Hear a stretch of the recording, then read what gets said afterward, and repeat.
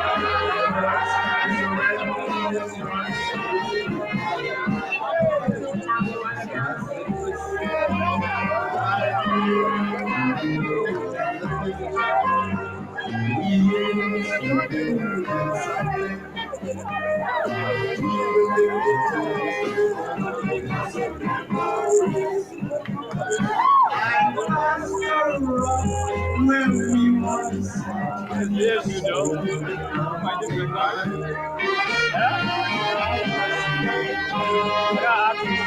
Yeah, you gotta get over.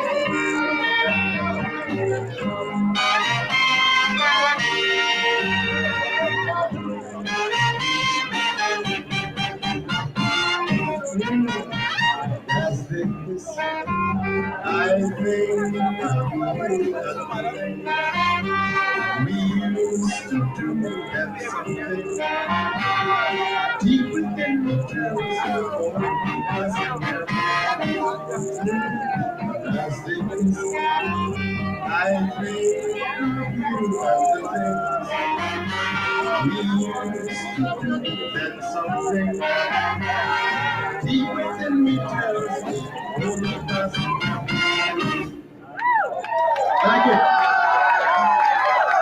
You know, whenever you have past memories, it sort of promotes friendship. But I don't have to ask where your friends are. I can see all my friends from. excited. I'm over there.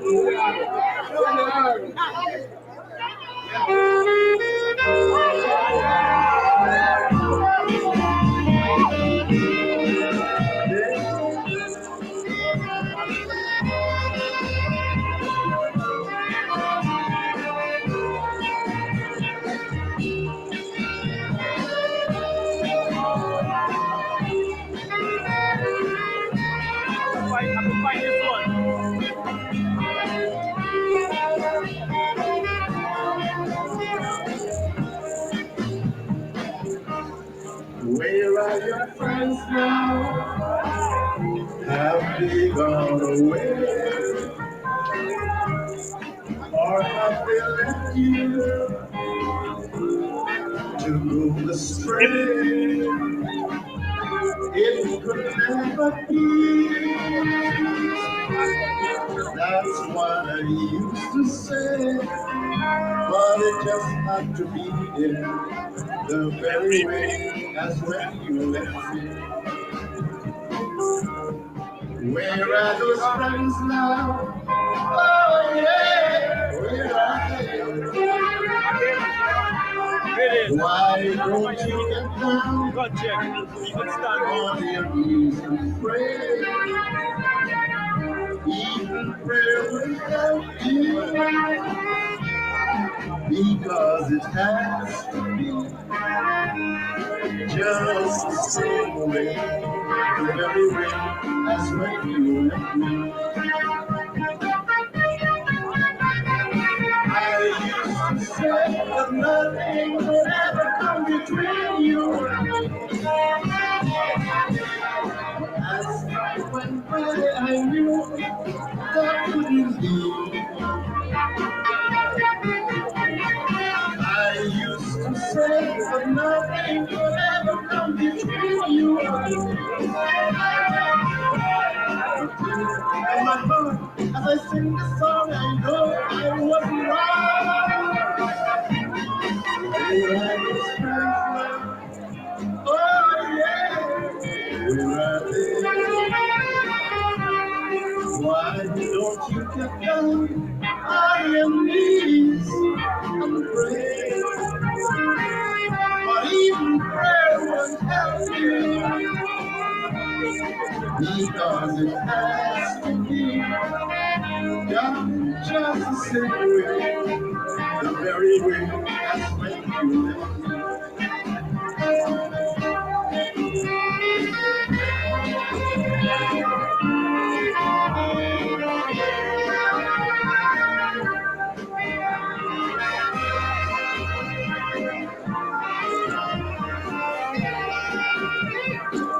Even prayer won't help you,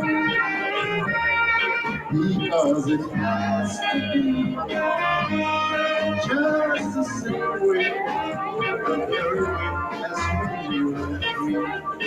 Just the same way, very way as when you left me.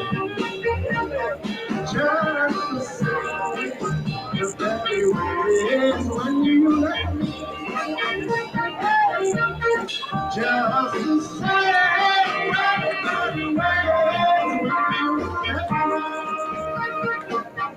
darling, just the same way, when you left me. Just the same way. Your father knows about saving money. Everything I'm wearing, I've had since boot camp. All right, ladies and gentlemen. You know, I don't like to say Guyana posse and Jamaican. I don't like that. I just say Caribbean people. Right? Because the thing change up now. It's CARICOM. Who come, who go. Sometimes I come, you go, you come, I come. CARICOM. All right. I'm going all the way to Guyana and bring you a man who's been in the business for about 30 years. And the man coming to tell us how the music burns inside. Changing the rhythm a little bit. Put your hand together. Let's welcome on stage Johnny Braff.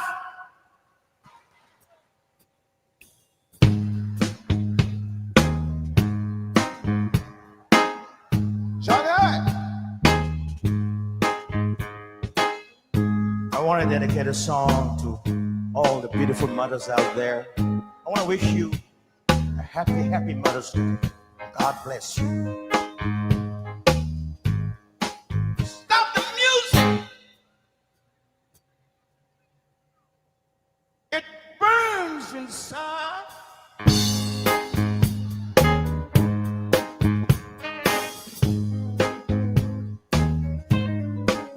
Oh, love is a thing. It burns inside. If you should ever let it pass you by. Oh, love is to cherish and to hold, and never, oh, never, never, never, ever let it go. For rain may never ever pass your way again. Hold on to love, my friends, and never, never let it go. Oh, love is to be within your heart, and never, never, never, never, baby, ever let it part. For rain may never ever pass your way again. Oh, hold down to love, my friends, and never, never let it. I'm gonna talk to you now. Oh, love, love is a thing. It burns inside.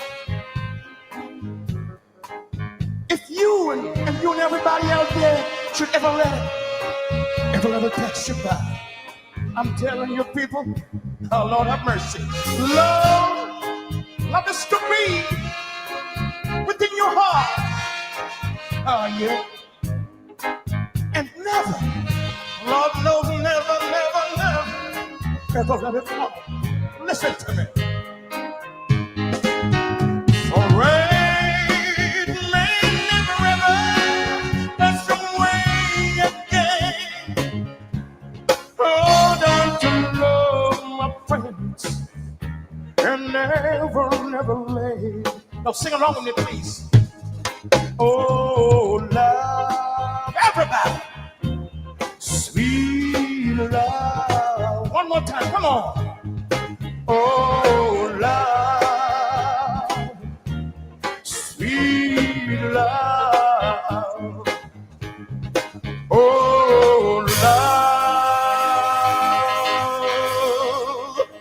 sweet,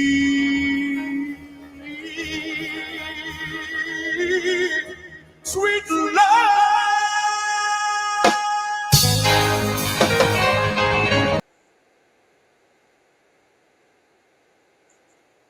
Black America gave us Otis Redding and Percy Sledge and Sam Cooke of that generation. And Guyana gave the world Johnny Braff and Eddie Hooper. For my generation, the first Guyanese superstar that I encountered was Johnny Braff. I born and grew near to a rum shop. They were always rum shops. And they played Guyanese music.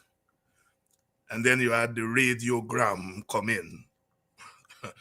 And then you had the cassette and so on. Johnny Braff was the first Guyanese superstar before Burnham, before Jagan, and all the others. Johnny Braff. It burns inside. In New York, they say that song is Guyana's second national anthem. And of course, before that, the evergreen Eddie Hooper. Passing memories and Where Are Your Friends Now? They will never die. that music, those songs will never die. When politics go and all the other things that we encounter, the music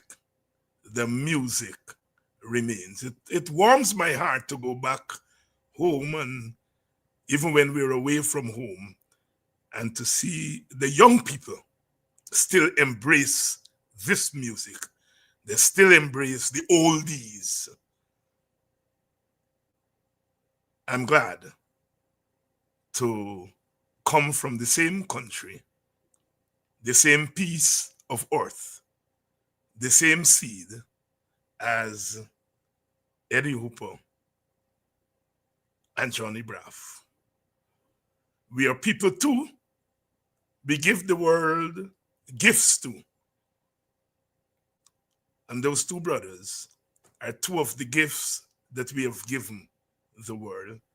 They have moved on to be where their ancestors, and I'm sure Johnny Braff, the showman, is still getting it on with the ancestors. Eddie Hooper, much more sedate on stage, but you listen to his lyrics, passing memories. Where are your friends now? They're not political lyrics, but the act of singing them is political. Every time a Guyanese, a West Indian, an African, an Indian takes to the public space, that stage, and they croon for us, that in itself is an act of resistance. They would rather us not croon. They would rather us not sing. They would rather us, as one South African cricket captain once said, they would rather us grovel. They would rather us work and work and work and no play. The very fact that our brothers and our sisters use their God-given voices to make us happy, to make us live for another day, to make us political people not become overly despondent. Passing memories where we once sit and spoke of love divine, not just love, but love divine, not divine love. The poet is intentional and spoke of love divine. Taking the English language, which was used to rope us across the Middle Passage, to bring us here as indentured laborers, we use that English language. We give it beauty, beauty. And where we spoke of love divine, we give the English language that beauty. Love is a thing, not an act. Love is a thing that burns inside. Taking the language of the oppressor and turning it into a language of liberation. That's what we are talking about. They say all David Hines talk about is race. I teach them. We teach them because we are born teachers. You teach because you have something to teach. You have something to say. My American students always say, well, Dr. Hines, what is it with you people? You all are teaching politics, and then you slip in something to some John Coltrane and Percy Sledge. What does that have anything to do with politics? And you say, aha, let's talk about politics. They say all politics is local, but for oppressed people, everything is political. Good evening and welcome to you. I'm not alone tonight. I got my big man friend with me tonight, and he would appreciate what I'm talking about. It's Saturday night, and Friday night comes before Saturday night. Friday night, prepare, if you're from Linden, I remember going up to Linden as a young man with the WPA, and Friday afternoon was afternoon. You're going in time for when them banner get off from work, and they come to the public meeting there. And then, of course, once the public meeting is over, it's Friday night. So Friday night had two functions if you were in the cradle of the working class. Men coming out of the plant and coming for political nourishment. And then they take that political nourishment to the merriment. Good evening to you all and welcome to Politics 101. It's a Friday night. Sorry, we weren't able to make it last night. I want to dedicate tonight's show to some friends of mine in Arizona. You can pick up and go. And when you come back, your house is pick and span. You all know what I mean. You don't gotta worry. You just throw down your thing and you go and sleep. You're blind, change, long time for Thanksgiving. And there's change a blind for Thanksgiving. And so on. I want to say thanks to my friends here who take care of things when I'm gone, and I'm gone now for long. So I haven't been back here in about 3 months, and to come back and the yard is taken care of and the house is all set and so on. Thanks to my friends. My friend Nigel Narain, who keeps things going, into his family, the Narain family and the Williams family and all my friends. I dedicate tonight's program, and Nigel is going to be glad about me starting with some oldies, because he's an oldies man. He's an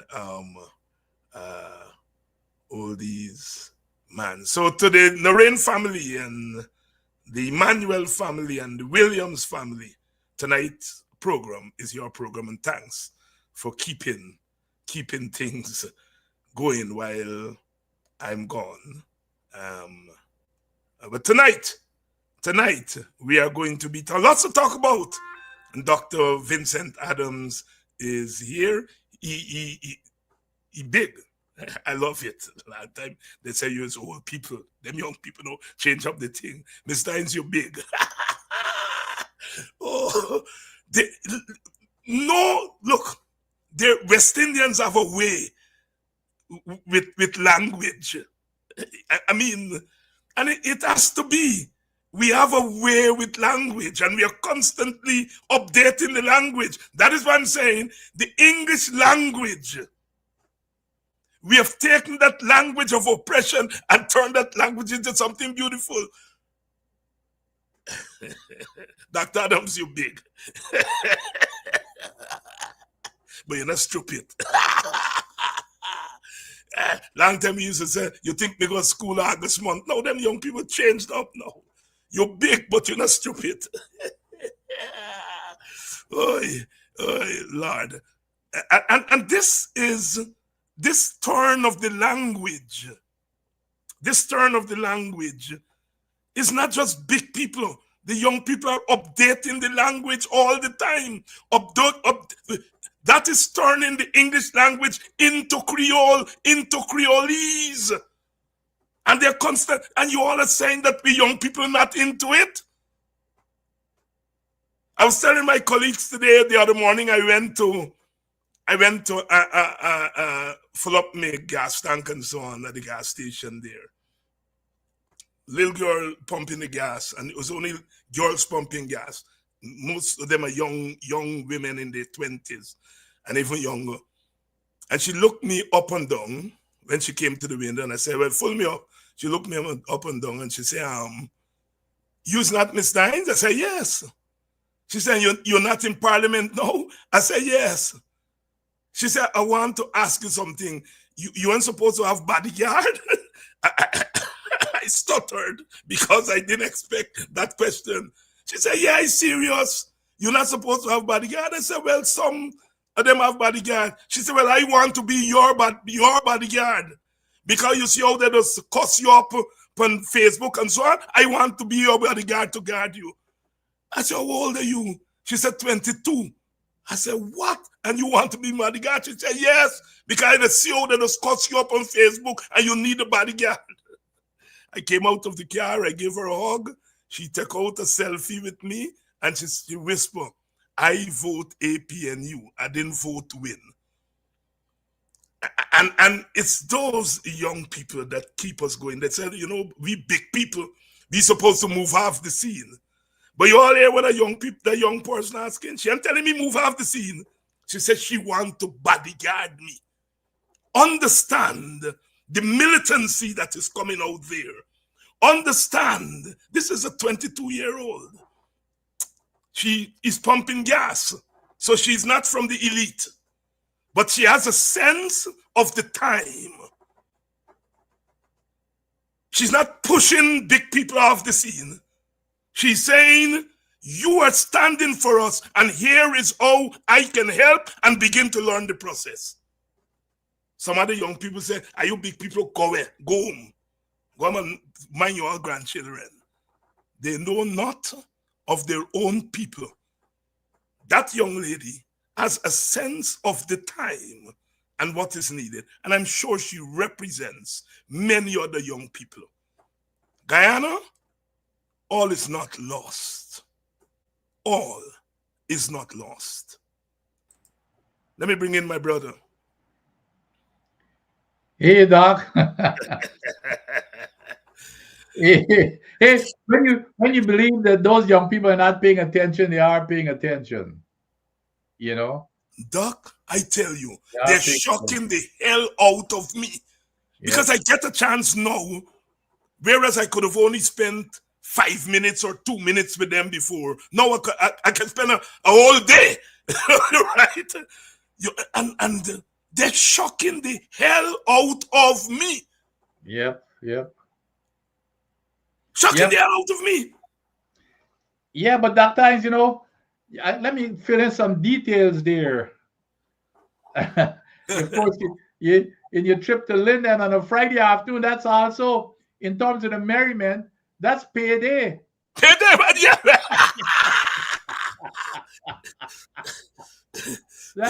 That's also payday, boy. and the other thing is, them oldies bring back great memories. But you remember what was the song on the other side of the 45 on It Burns Inside? It Burns Inside. By you beat me there by oh Lord. Which was my favorite. Read it over. Read it over. Read it over. Read it over. And you're right. Yeah. It Burns Inside made it big, but read it over. Yep. It's deep. Yep. Deep. Yeah. Talk to us. I mean, you're big now, but you're stupid. Hey, them boys go back from this call me big man. Big man. There you go. Lantana I call you uncle. No. Big man. Right. Big man. I made reference there to the updating of the language and the way in which our people would take that English language and do something. You came to America in which they're not too sure whether what we were speaking was English. And so you're constantly having to give them a history of the English language from the West Indian perspective. Talk to us about that thing, language, whether it's in song, poetry, or just community talk. But I'm telling you, Dr. You know, it was very interesting in going through graduate schools and everything. People love, as a matter of fact, they used to tell me that, you know, that I speak perfect English, you know, and because Americans really don't speak, they communicate well. You know, they know that, but you know, we grew up in we had to do English grammar. Yes. You gotta get your class. and your phrase is correct. You remember class analysis and And we would never say there is two problems. Americans say it with much ease. There is two problems. Oh, but till up to now, I can't hear that. They just always tell me, well, Sammy, the whole thing about communication is for the party you speak to understand. It has nothing to do with the English language. But what was interesting, I remember when I was in graduate school, I had a very close Trinidadian friend. And so when we'd be playing table tennis together, and we had, some other American colleagues, and we'll be talking their names and laughing at them in our patois. So, and they would swear that we were speaking a foreign language. So language is a fascinating thing in life.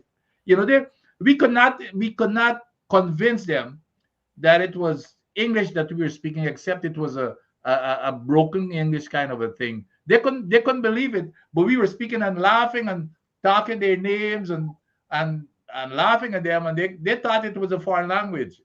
Right, and indeed to them it's a foreign language because it is a language. It's really taking the English language and push it in the African languays that we brought with us, and then our East Indian brothers and sisters came and added their things to it. So, we said sit down there, and East Indian brothers said sit down there, taking the language, always taking the language to another level.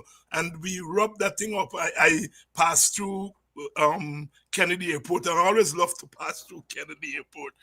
Because to me, like all them people who walk in there, Guyanese. That's true, That is true, for truth. I passed through, I see a bunch of Indo-Guyanese brothers. There was 6 of them, like it was lunchtime, they're taking a little break and thing, and they're tearing the Guyanese talk. So I'm watching, I turn on a watch, and they stop talk. So I said, why you all stop talking? They said, no, we see you turn. I said, you're a Guyanese, right? Yeah. And they said, you are Guyanese, right? I said, yeah. Say, you are David Hines, right? I said, yes. And you walk, I just love it because to hear, you become a kind of outsider because you are traveling and these people are working. So you get a chance kind of like to eavesdrop, and you're hearing yourself. Because if you go up to when you go up to the counter to present your documents, you have to speak perfect British American English. And to hear these brothers and sisters walking, they're lashing off that Guyanese Creole, not just a Creole, a Guyanese Creole. It's really a beautiful thing to listen to. And you're glad that you're Guyanese. You are so glad that you're Guyanese. Doc, I know that you, as a young man, spend some time in Albai's tongue. The Rastaman says not Albai's, it's Alman tongue. Right? You come out of Christianburg, the ghetto, if you will, of Linden, because that is like a ghetto in the ghetto. Yeah. And when you come to town, it's Alman tongue. So nobody can tell you about ghetto. And let me tell the audience here what ghetto means. It means when you segregate people in a space by themselves, and all they see there is themselves, and all they reproduce is themselves. They're locked off from the rest of the world. That's what the term ghetto means. So there's some people who say, why do we say ghetto? It's a negative term. Well, yes. Other people use it in a negative way. But people who live in those spaces use it differently. They're saying, you put us here, we reproduce ourselves, and in some respects, we reproduce beauty. But in other regards, the ugliness that you leave here in the form of poverty, we reproduce that too. So insofar as ghetto is ugly, it is ugly because of the poverty that you have left us to reproduce. But it's beautiful because it's out of this ghetto that comes some of the great minds, some of the great intellect, some of the genius of our society. Because in a way, they're not contaminated with external things. They reproduce a kind of beauty that is virgin. But they also represent, like I said, imposed poverty. And I make reference to your origins because I think it's instructive. Here you are, Dr. Vincent Adams, one of Guyana's finest cricketers of the generation, and then go on to be one of our finest intellect, specializing in a rarity, not liar and doctor and sociologist, and so you're engineer, right? You're engineer, right? So in a sense, representing the beauty that come out of the ghetto once it's unlocked. And I want to say that given that history, when you saw the minister and the president venturing into Tiger Bay recently, what went through your mind? Well, it was very insulting, to be honest, because we know that it's not serious. They've been in power, and this is what I said to my wife and others. How many years have they been in office? Going way back 20 something years. Because remember, out of the last 32 years or so, they've been in office for probably 28 of those. Okay, but suddenly they're going into Tiger Bay. And by the way, I'll buy some on Tiger Bay. I always had a rivalry with I know that.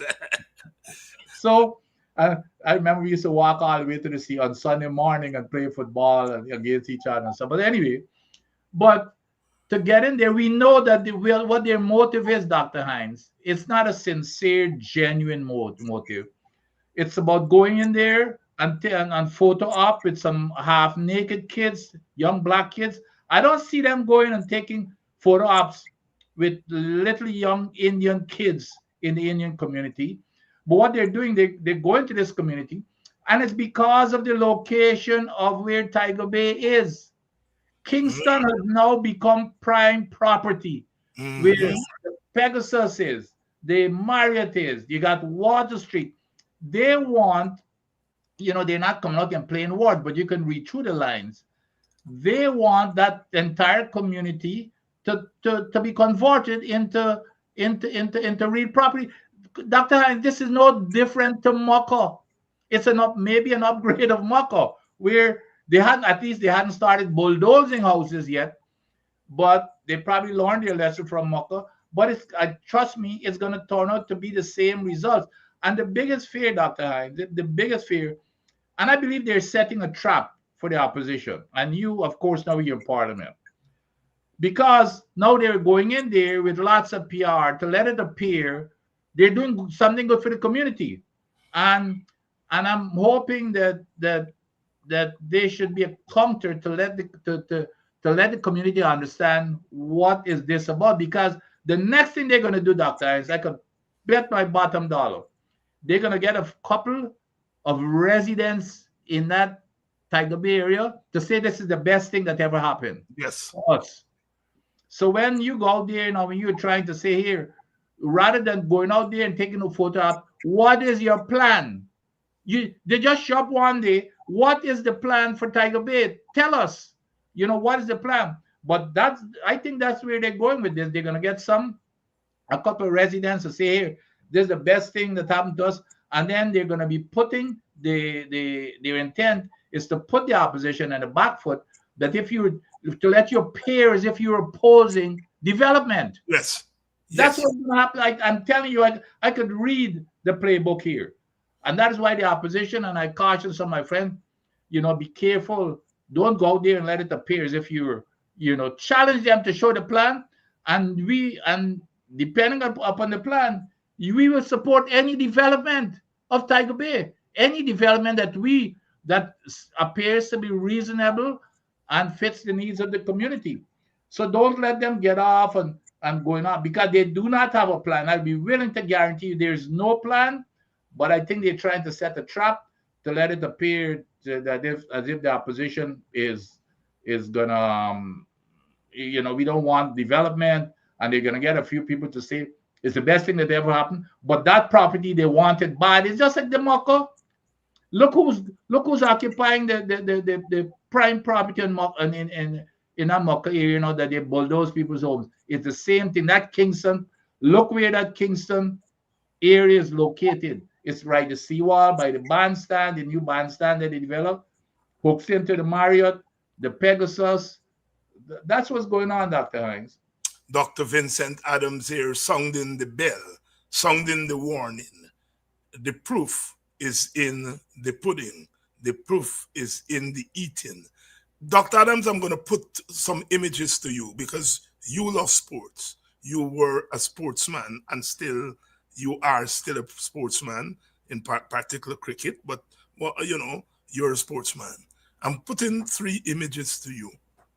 Linden fighting to get the government to put the all-weather track in Linden rather than Lenora.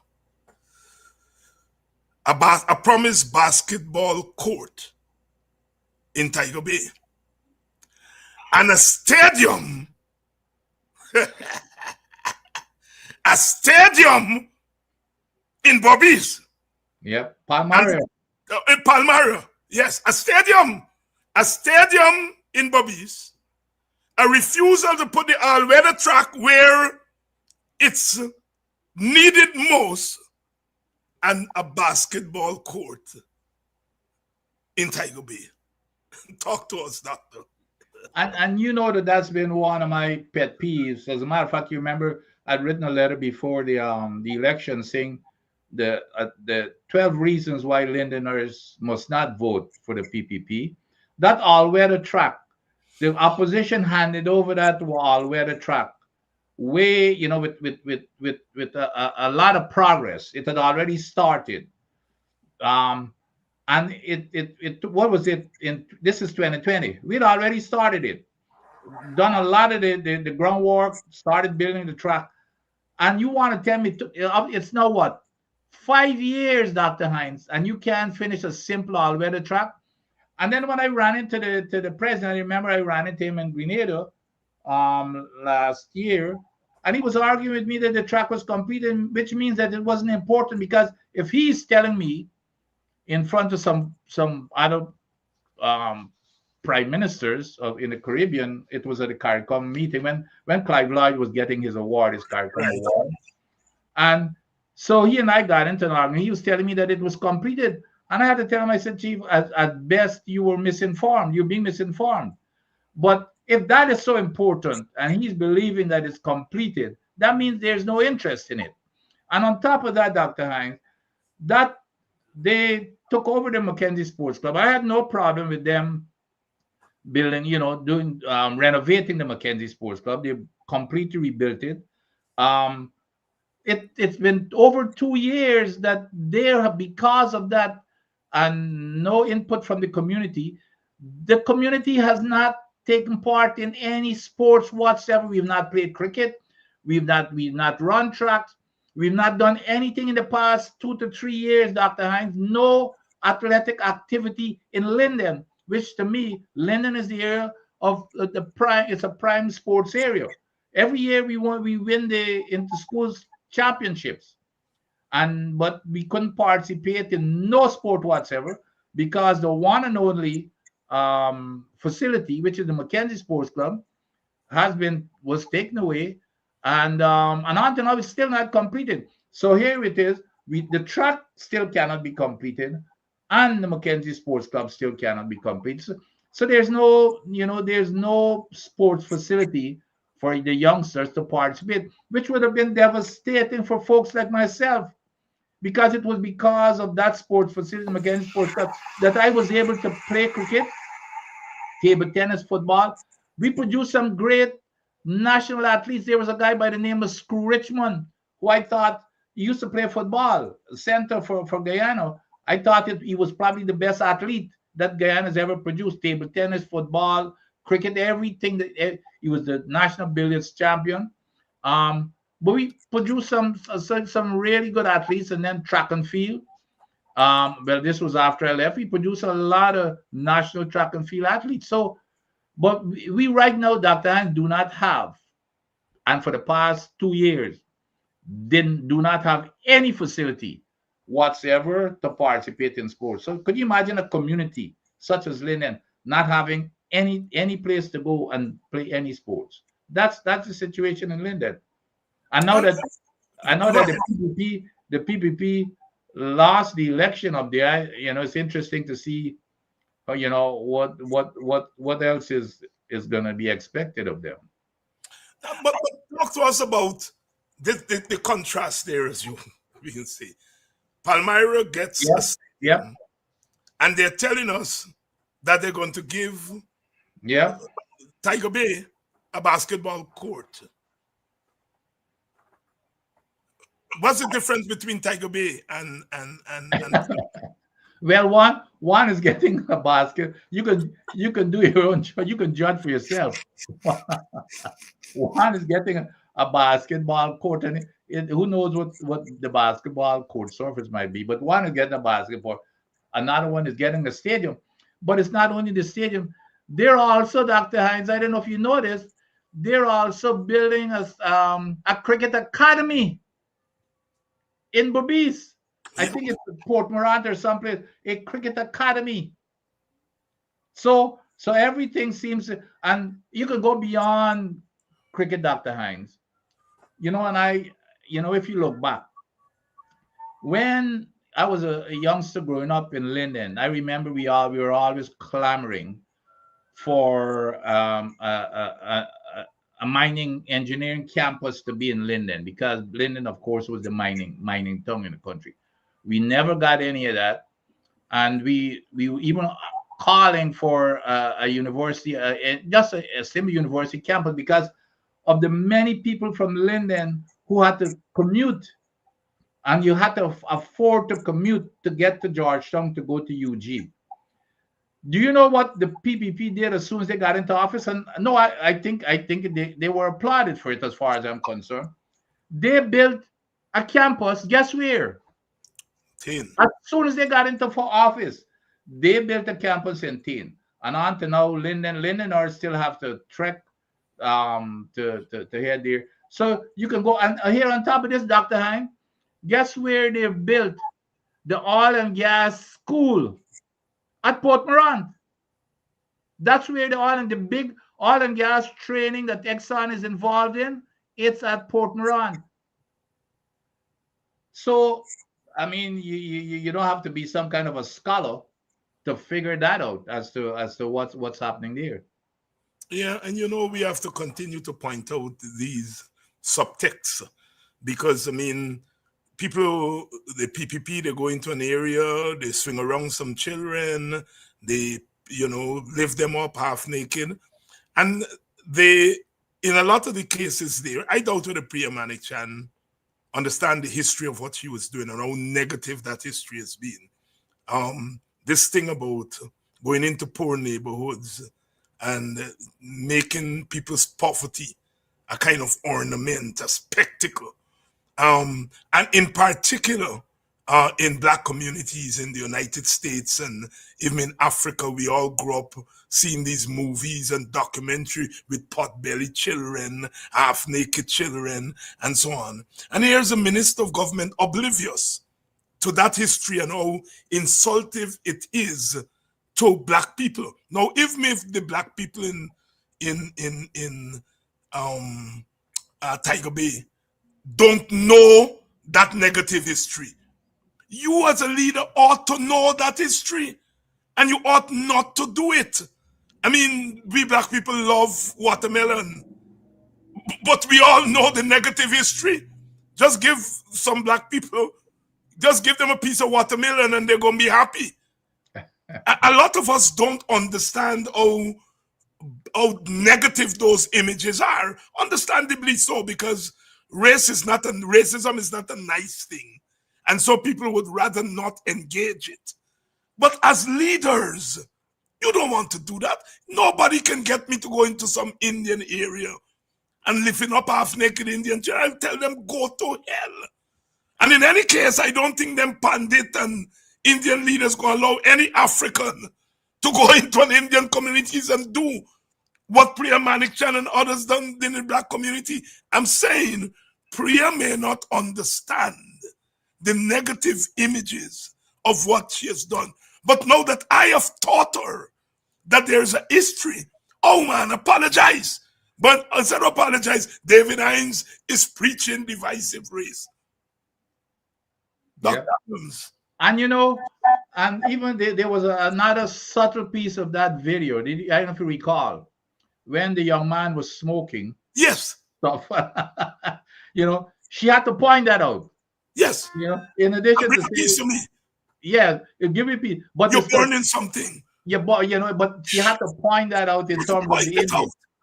Yep, you know, in terms of, you know, that's what we're about. You know, we're half naked and when I say we, Dr. Hines, I speak in terms of Guyanese and yes, and when I say we also is because of my background, where it came from. Because nobody can lecture me about race, because my mother is Indian and my father is black. So there you go. So nobody can come and lecture me that has anything to do with race. But you know, so the other thing I want to bring up here, Dr. Hines, and I'm glad now that you're an MP. I'm gonna load you up here with this. Yes, please do. Please do.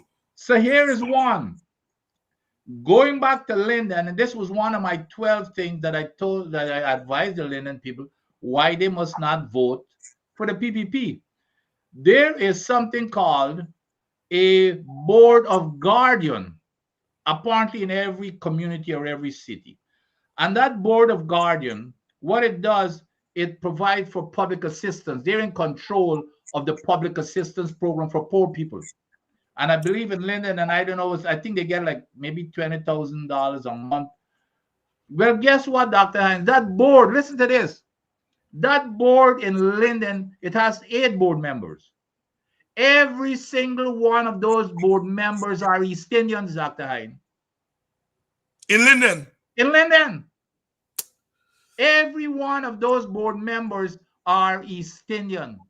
And I spoke about it. So, you know, I put it in there before the election as one of the reasons why Londoners should not vote. And so when that board got into office, they removed almost 800 Londoners, poor people who, you know, who are physically impaired, removed them off of the roll. About 800 Londoners were removed off of the roll with this 8 board members. Now, you tell me, if that is not, you know, like I said, if that's not racist, I don't know what else is. So I hope, because, and why I'm bringing this up to you, I think it was a few weeks ago after the elections, Mr. Jagdio said that that's one of the things they're looking at. These board, he didn't mention Linden specifically, but they're looking to, in terms of these assistants, these public assistants, they're going to be appointing these board of guardians. So I'm bringing this to your attention, Dr. Hines, that this here, you know, it's ought to be something that has to be addressed. It has to be addressed. And, you know, they're really taking advantage of a society that doesn't like to deal with the issue of race. Doesn't. I mean, and it's not just in Guyana. Racism is a negative thing. It's a negative thing to designate people because of their skin color and make assumptions about them because of their skin color. If they would go into all areas, Amerindian areas, East Indian areas, African areas, and say, you know, we're going to build a basketball court for you, and that's development. Now we can say, well, equal opportunity, because they're doing it in all areas. But the fact that they only do it in African areas, which means they make assumptions about the skin color. That this skin color, all you have to do is to give them some football and some basketball, and they're gonna be happy. And then you move to an Indian area, and you're talking sugar with them. You're talking transferring sugar workers into oil field workers. You're talking substance. You're talking about a stadium where people can make money with the presence of a stadium. No, I don't know what they tell Amerindians. I don't know. I can imagine if African telling Africans about baseball and basketball and thing is bad enough. I don't think they even tell Amerindians about that. And I'm saying, in that sense, they know what they're doing. And we have to keep pointing it out. You know, they're doing Indians a disservice because the average Indian doesn't want to talk about race. But I tell you, if the government changes tomorrow and an APNU government comes into power, Indians would be talking about race from morning till night. And so they're taking advantage of the situation. My point is here, as I said, I don't expect Priya Manichan to know that swinging babies and talking about burning spliff in the hood, in the ghetto, it is a negative thing and it has a long negative history. I don't expect her to know it. That's not our interest. We don't teach the history of race and the different ethnic groups in our schools. So as bright as she is, she wouldn't know that. But I'm saying somebody like myself who has studied it, teach it, and I am now telling you, Priya, you can't do that. Say thanks, Dr. Hines. Thanks. I now learned something, but instead of you cussing me, that I is a fossil, and I is this, and I is that. And I ain't cuss back, Priya, because I don't cuss ladies. I find it difficult to cuss woman and more cuss a man, right?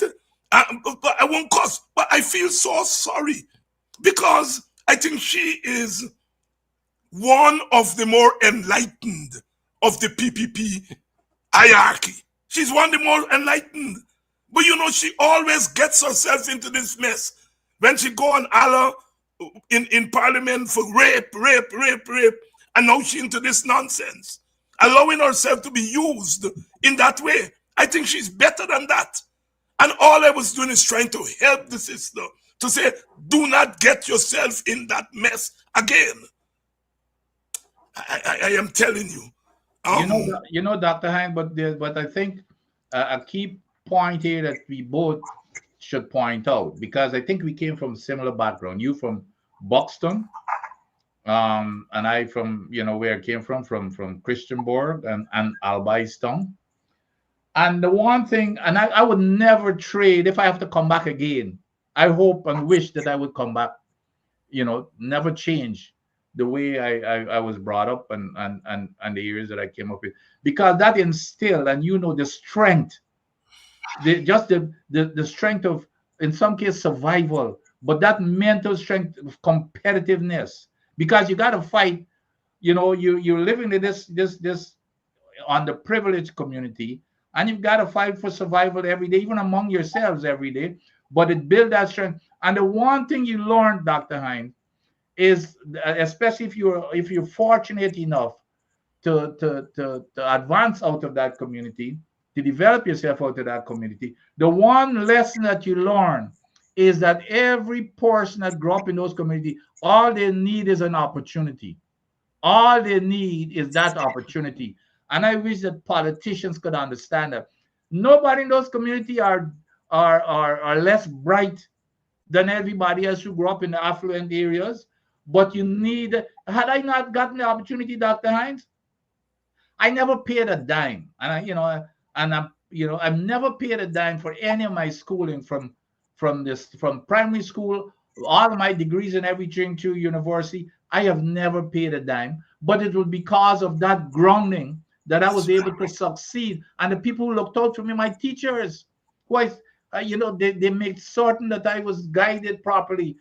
And that is the reason why I had dedicated myself, to continue. And I'm not a politician per se in wanting any political position, but my objective and is to help those in those communities. That's why for over 12 years I was head of you remember the Linen Fund USA? Yes. Taking help teaching and teachers, to help out the teachers and medical assistance and that type of stuff. But people need that opportunity. And so instead of going into the Tiger Bay and with a big pot and cooking and all kind of foolishness, take money. You spend 60% of the budget, 60% of the budget on infrastructure where it's the avenue for corruption, because those is that 1 or 5 or 10% that is getting the hog of the money. Spend just a small fraction of that to identify those kids that need help, those communities that need help, such as Tiger Bay, Albaistom. Spend that small amount of money to develop that community. You could afford it now, but don't go in there with a big pot of food as if you're dealing with a bunch of hungry belly little kids. There you go. That's where that term comes from. Yeah. Yep. That's where it comes from. And Doc, you know that they got people who got more pride than poor people. No. Oh, Jesus. No. No. Dr. Hines, no. Look how them lady would pull you aside. Yep. If you're giving them a raise, they stretching out their hand in public. Nope. You pull you aside. And not only it's manners more. We call it manners. The biggest, because when you grow up in those communities, you're so closely knit that you might behave bad in front of somebody else, some other adult. You get a whipping, and but so you look out for each other. So it's that camaraderie, it's that brotherhood and sisterhood that we grow up in. Those are the value system in those communities that you really don't appreciate it until you get out and understand. You don't have all the money, but we never. What's interesting though, Dr. In those days, you didn't even know that you were poor. No. It was normative. Yes. You didn't know you were poor. So, and I think that made a difference, because when we got to where we are, money doesn't mean anything to us in turn. So we're not going to go and compromise ourselves to be rich. You compromise yourself, become corrupt, and looking for a dollar, because we, whatever we had, we thought that we were okay. That was normal way of living. Yes. Good evening to all of you. This is Politics 101. Dr. Adams, the other night I was at the airport there at Cheddy Jagan Airport, and somebody said, Dr. Hines, and I went across, and I couldn't make the person out because he said, you don't know who I am? And I looked, and he said, who taught us to read and write in Little ABC and Big, and all we are to write on the slate? And automatically I knew was one of my Little ABC classmates, Dr. John. He's a bone doctor in Box. He put on beard now, and he beard gray like me on, and so on. And he met it for us. And we talked for about 5 minutes. I noticed one of our mutual friends in our near, Sister Lynette Zephyr. And we talked for 5 minutes. And what we talked about 5 minutes? By all we, when them people teach me and all we, and we come out good, Yeah. And then he asked me, when last you see Stanley? When last you see this body? Who that? And we're talking about.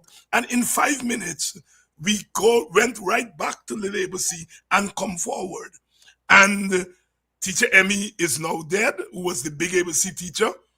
And Teacher Paulette was the little ABC teacher. She's still alive. And both of us said, I visited her about 6 years ago. He said he ran into her about 2 years ago. And we both said, but we have to go because she's now in her 70s, moving on and so on. Yes.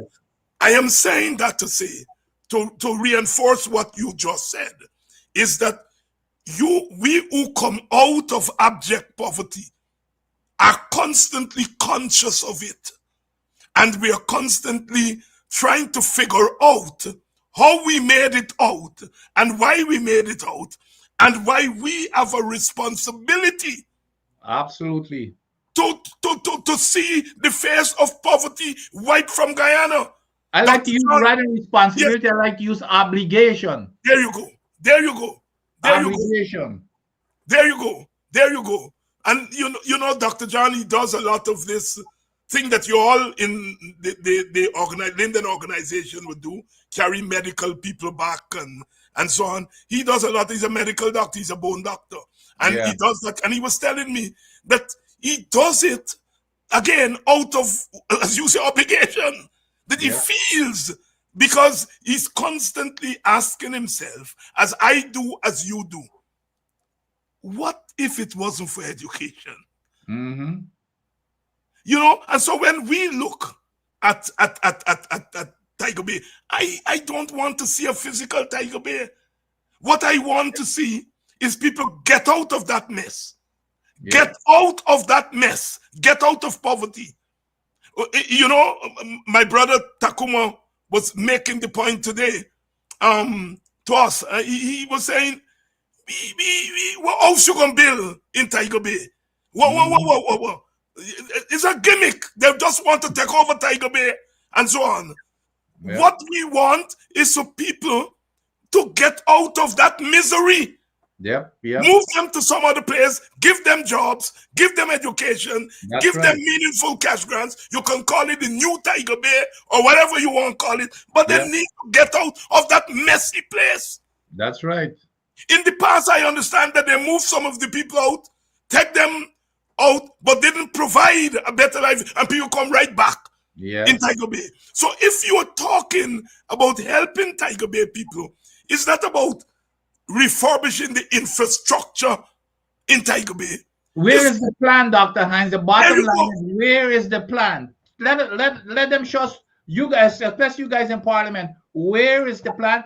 And not only that, Dr. Hines, they should be engaging the opposition in working on that plan. As a matter of fact, that community is more that come from the opposition community. Than them.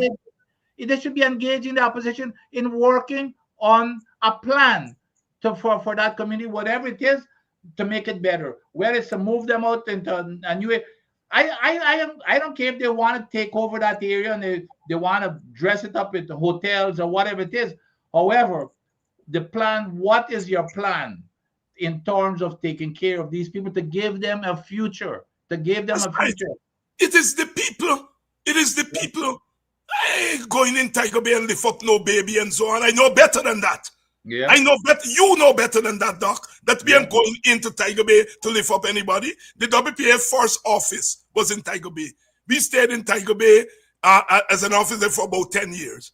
And so we literally lived for those 10 years in Tiger Bay and have a sense of the motion of that community. And all of us come from Tiger Bays. They may not be called Tiger Bay. The ghetto in the ghetto.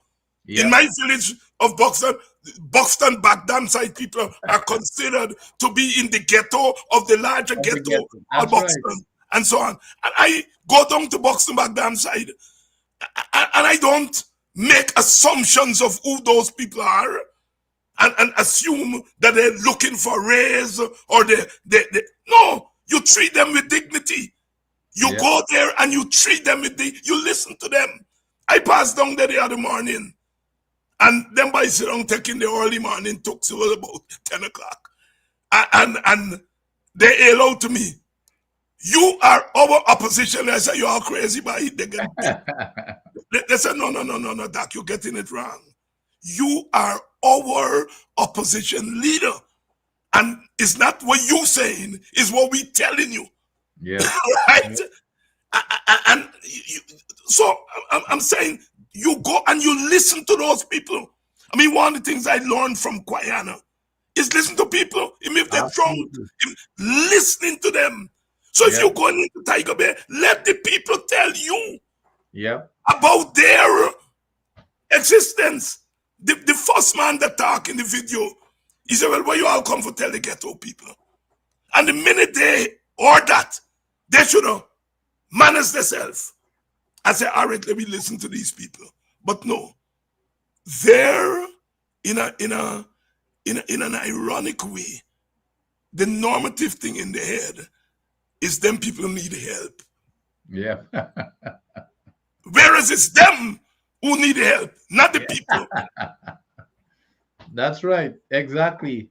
And you don't have to go far. We saw it, and a lot of people wonder, well, why this Azardine guy, why he was so successful. If you notice, and I point this out to people, when he goes for community, when he was electioneering, when he goes there, he stands there. He doesn't say much, Dr. Hines. Yes. He shakes his head, and he takes notes also. Even if it doesn't mean at least he's appearing that he's listening and he's interested in what they're saying. And I think that had a lot to do with it. He hardly said anything. He was going there. He wanted to hear their issues, and everybody got up and they vented and did what they did. He made notes and even went back and take some actions out of his own pocket because he could have afforded it. But you were absolutely correct. Is going there and listening to people rather than imposing upon people what you want. Dr. Vincent Adams here tonight on a Friday night. We're talking about poverty. We're talking about poverty alleviation. Tiger Bay has been brought into the news by the PPP's visit there, Minister Manik Chan, who I like. I like you, really, I do. The president was there. And we thought that they made some cultural errors, some cultural mistakes. I don't think that they were presumptuous. They just don't know. They just don't know political etiquette. They don't know it. And yes, I was off the block very early and pointing out to them that that's not how you do it. You're going to alienate the very people that you think you want to pull out of poverty. You go there and you're talking to them about all of the things except poverty. Except poverty. And that's on their mind. That's how how am I getting out of this prison? How am I getting out of this prison?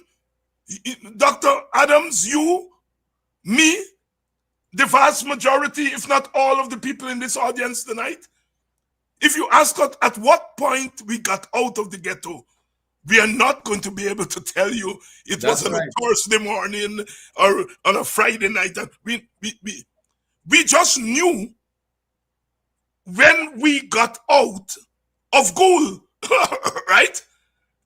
And it's a process. And because our minds, some of us still remain there, we are not able to make that distinction. And in any case, even if we got out of the ghetto in terms of economic condition, the fact that our skin is dark or brown, in a sense, binds us to the ghetto and refuses to allow us to leave the ghetto, you know, because you are constantly having to go back there. You have school friends. I have schoolmates and school friends. And you go back to the community and you know that Daba is the bright mode of me. Absolutely. You know that. Without question. You know that by the bright mode on you. Absolutely. And he's toiling, he's doing security work, he's making $1. But if he had the opportunity that you absolutely. He won't have been watching Man Nobody Plays. Yeah. And so constantly you have to be thinking how these people can be released out of prison. Yeah. The PPP is not interested in that. For them, this thing is a political gimmick. Yeah. I'm not saying that people must not do things and take political credit for it. That's not what we're saying. We are saying, but you don't start there. You don't start there. You don't start there. I went to 2 high school. Buxton High School, Buxton Government Secondary School is now defunct, and Bladenhall Multilateral. If you come to me and tell me about anything but Bladenhall, or I ain't got to ask you nothing. That's where I come from. I ain't got to ask nothing. And so on. They have some activities going on at Bladenhall this week. I'm sorry I'm away, but they contact. I said, the first thing I asked, how can I help in my absence? Because you are constantly saying, that's where I come from. Yeah, yeah. And I want it to be better. I want it to be better. I want, now that my name is known, I want my name to be attached to Bladenhall so that people can know that Bladenhall gave rise to people with loud voices. Yeah. Yeah, and I'm sure the same is the same for you, because I know that you are involved in a lot of things in Linden. Without question. When I was in Guyana, And I was living in Georgetown when I was working for the government thing again. And almost every weekend, I used to make it my duty to go up to Linden and hang out in the alleys and the corners that I grew up in. And that times is the best feelings that I get when I'm in the U.S. Doing my job. I mean, at the highest level, like the White House and Congress. When you go there, it's just to give you. It's something that you have to do, but it's not something that you really. It's just instinctively or intuitively that you're performing. It's just coming to you naturally. It's something you're putting on to accomplish a job. But you see, when I go and you relax, I go up to Linden and you relax, you sit by the corners or in those alleys, and you gaffing with them, with people who grow up with you. It's the best feelings that time. And it's not only the best people who grow up with you, because even the youngsters, the youngsters, they just love, they would come around, they'd see it, your face in the papers, you come from Linden, and you're one of the old timers, and they hear your name. They love to come and hang around with you and chat and tell them old time stories and all kinds of things. So it's the best. My best enjoyment is doing those type of things. And you're right. You never come out of the ghetto. You never come out of the ghetto. Sometimes what I wish for. I know it's not realistic. For more of the politicians to have grown up with that type of a background in real life, for them to have gone through where you and I came from. And I think the not only Ghana, but the world would be a better world if we have politicians who were there and experience the life that we experience, which I would not, like I said, I would not exchange it for anything. Because had it not been for that life, I don't know if I'd grown up with richness. I'm not sure if I would have been motivated enough to be what I became. Motivated enough. And as I said, tonight's program is dedicated to my friends and family in Arizona.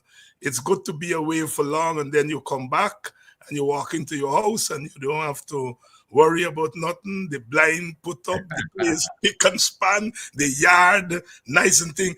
And often we forget these little things. We forget these little things because you're dealing with, as they say, big things. You're dealing with politics, and you forget these small things that make a difference.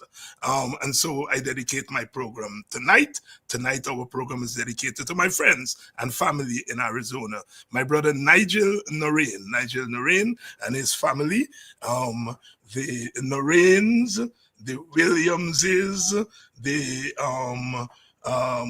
Emmanuel's, and so enough love to you all. One always sometimes gloss over these little acts, and that's what I'm saying.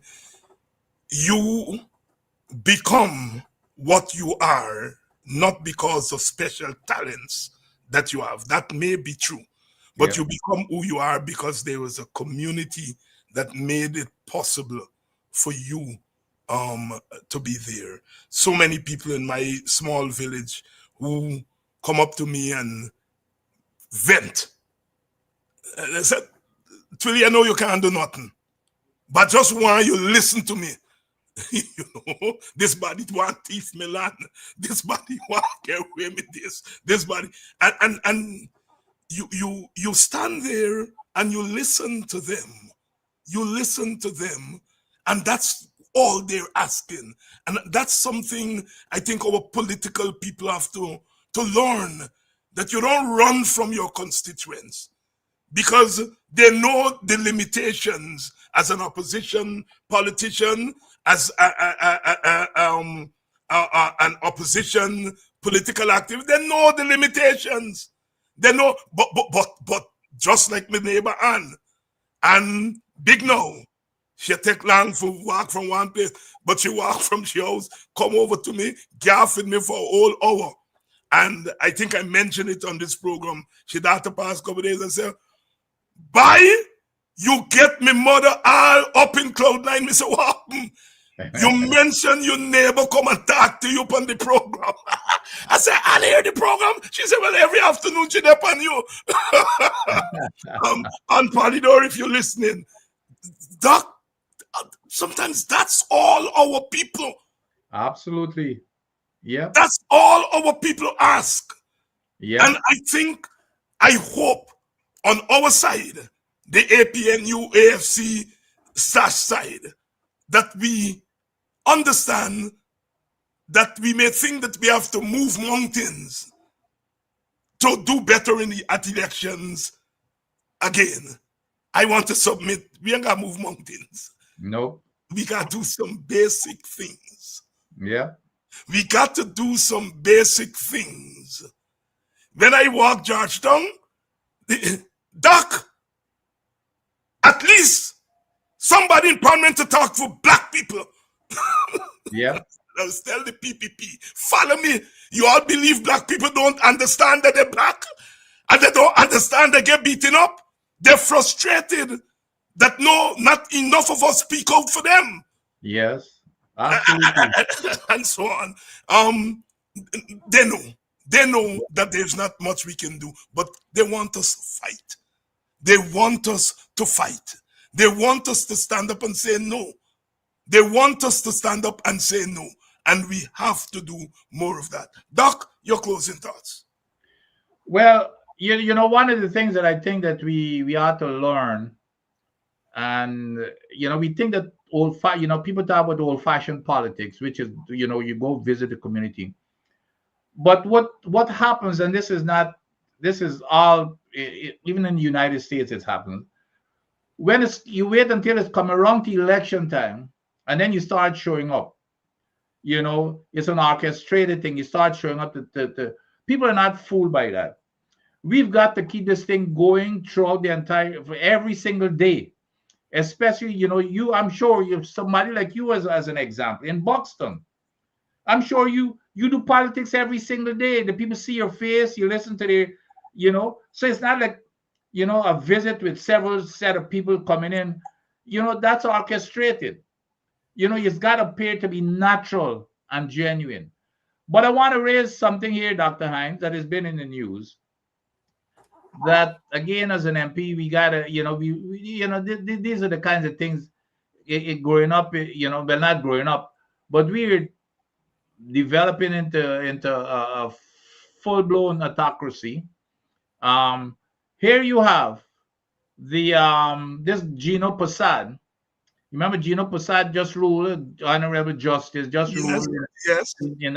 And then you have him being blasted by the government. And I don't know if you noticed, Dr. Hines, but I understand that they have removed Judge Kissoon. They have sent him to Essequibo. They've exiled him in Essequibo. So now Gina Prasad made a judgment, and all hell broke loose with the politicians, including the Attorney General had an entire program criticizing this man and lambasting him. Well, I mean, where the heck are we going? And then they talk about a democracy, and so these are the kinds of things that people have to take note of, and to do whatever it is to put a stop to it. There we go. Somebody named Diona Ryan Prasad here. This man, David, doesn't see well. This is what PPP is reducing Indian people to. I don't know. I don't know where, and I understand. That's why I don't bother with cussing Indian people. I understand where the PPP is leading. They don't understand it. They're creating a community of hate. Yeah. And somebody's telling me the man that Diona Ryan Prasad get on a thick glasses and he cussing somebody. He get on glasses 10 times thick than the one we get. Somebody's just pointing this up in the picture. And that's what I'm saying to black people. We are socializing you all to fight and to fight back, but not to hate. Not to hate. And I'm clear about that. Our blackness is a dignified blackness, not an undignified blackness. And I pray that you all don't do like these men and women who are out there. But of course, they can do what they do, and the ERC will send them to rehab. If all you do the same thing, they're sending you all to jail like baby Skello. And they say that we don't live in a racist society. My brother, love us always. Always a nice being back again, you know, and all the best, all the very best. I know you're gonna give them hell in Parliament. You're probably gonna be their biggest nightmare. So you know, we're so proud of you and wish you all the best, Dr. Hines. Thank you very much. Let's hear what we can do before we go. Let's hear.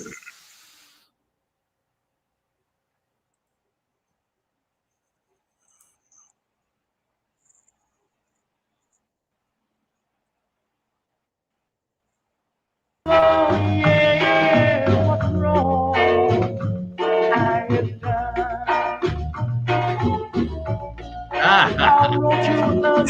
Dedicated to Dr. Vincent Adams. You get it. You did not reply. I wanna know, yeah, where I've gone wrong. Already gone. Been really gone. Answer me, please. Oh, please. Before I die. Before you left, you said you were never break my heart. Oh, please answer me, my sweetheart. Oh, read it to her, honey. Guitar here, Dr. Hines. Please read it. Yes.